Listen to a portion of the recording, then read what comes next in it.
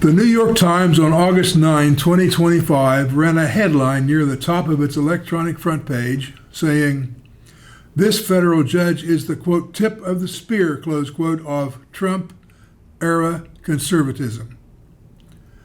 The headline writer concocted a whole new term.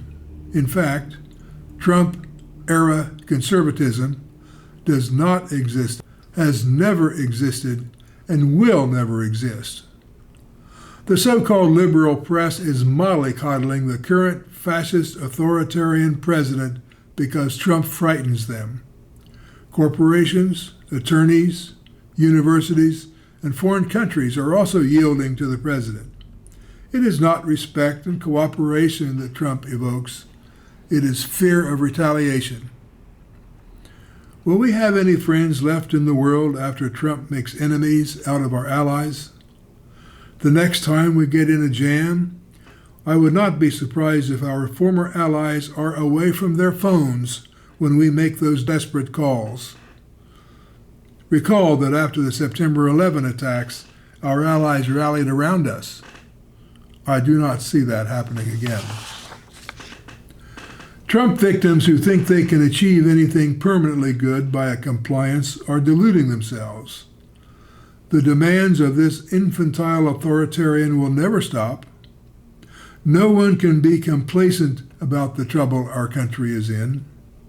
Compliance with a bully's demands equals complicity. We must all stand up against complacence, compliance, and complicity when we can. A blackmailer or bully always demands more.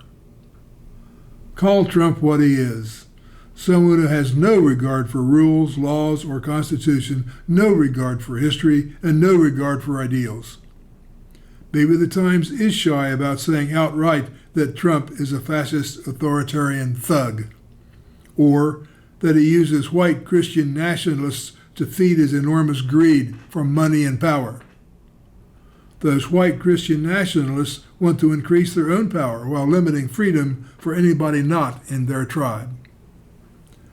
Perhaps a more accurate headline would cite right-wing activism instead of Trump-era conservatism. Trump is a radical extremist. He is not a conservative of any kind.